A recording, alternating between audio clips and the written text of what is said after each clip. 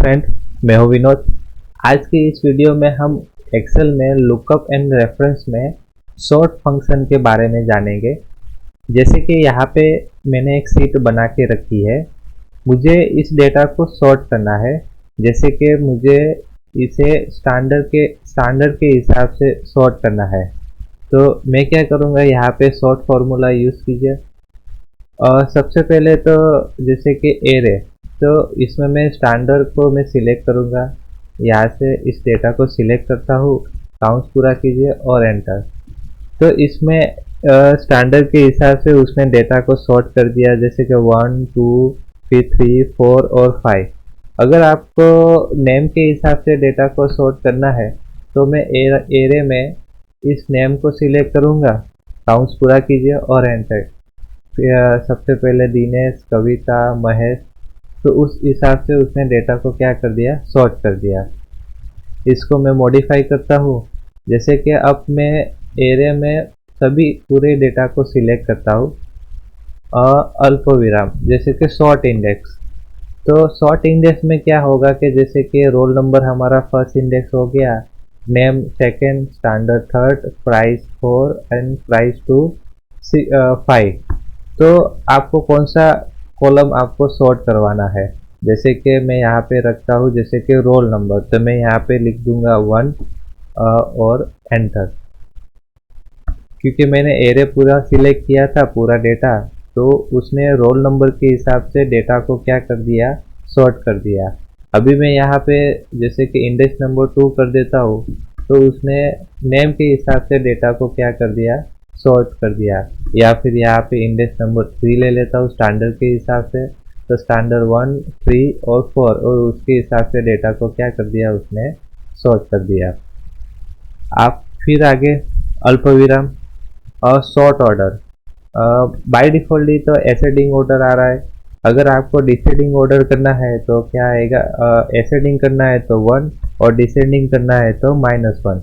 जैसे कि मैंने 3 रखा है और इसको -1 कर देता हूँ यहाँ पे, तो जो स्टैंडर्ड होगा वो डिसेंडिंग ऑर्डर में आएगा, 5 4 फिर 3 2 और 1, उस हिसाब से।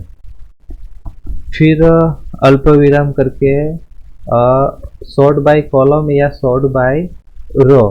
जैसे कि मैं यहाँ पे एरे की सिलेक्शन चेंज कर देता हूँ। यहाँ पे मैं इतना ही सिलेक्शन रखता हूँ, स्टैंडर्ड, प्राइस और प्राइस। वैल्यू में आपको ज़्यादा सही मालूम पड़ेगा। जैसे कि यहाँ से मैं इसको सिलेक्ट करता हूँ, एंटर। बाय डिफॉल्ट इसमें जो सॉर्टिंग होता है वो रो के हिसाब से ही होता है, लेकिन आप जैसे कि कॉलम करोगे, जैसे कि ट्रू, तो क्या होगा, जैसे कि TRUE ट्रू। मैंने डिसेंडिंग करा था, इसको मैं यहाँ से निकाल देता हूँ, इसको भी निकाल देता हूँ, ट्रू।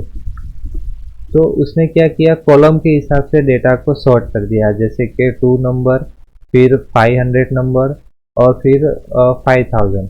अभी जैसे कि मैं यहाँ पे कर देता हूँ 3, यहाँ पे कर देता हूँ 2 और यहाँ पे कर देता हूँ 1। तो कॉलम के हिसाब से, जैसे कि ए वाले कॉलम को उसने सॉर्ट किया, फिर सेकंड नंबर के कॉलम को सॉर्ट किया, फिर थर्ड नंबर के कॉलम को सॉर्ट किया, उस हिसाब से। जैसे कि यहाँ पे मैं 1 रखता हूँ, यहाँ पे मैं इसको 3 कर देता हूँ, इसको 2 कर देता हूँ। तो उसने क्या किया, 1 के हिसाब से इसको पहले सॉर्ट किया, फिर सेकंड इसको सॉर्ट कर दिया कॉलम को, और थर्ड नंबर के कॉलम को सॉर्ट कर दिया। जैसे कि मैं सेकंड एग्जांपल भी लूँ, जैसे कि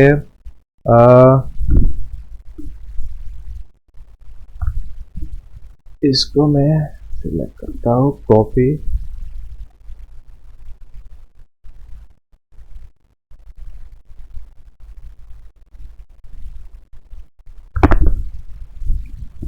जैसे कि नेम दिए हुए हैं, तो अभी मैं सॉर्ट करता हूँ, इज इक्वल टू सॉर्ट। यहाँ पे मैं इस कॉलम वाले डेटा को सिलेक्ट करता हूँ, इसको सिलेक्ट करता हूँ, अल्प विराम, फिर से अल्प विराम। तो अभी मैं करता हूँ ट्रू, TRU, और एंटर काउंट्स पूरा एंटर। तो ये देखिए, तो उसने क्या किया कि कॉलम के हिसाब से डेटा को सॉर्ट कर दिया। जैसे कि यहाँ पे ये वाली कॉलम पे दिनेश है तो दिनेश को फर्स्ट ले लिया, फिर उसके बाद कविता के कॉलम को उसने फर्स्ट कर दिया, सेकंड कर दिया। तो कॉलम यानी कि वो कॉलम के हिसाब से डेटा को क्या करेगा, सॉर्ट करेगा।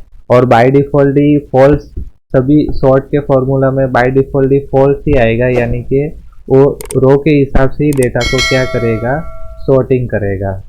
तो आज के इस वीडियो में फ़िलहाल इतना ही। Thank you.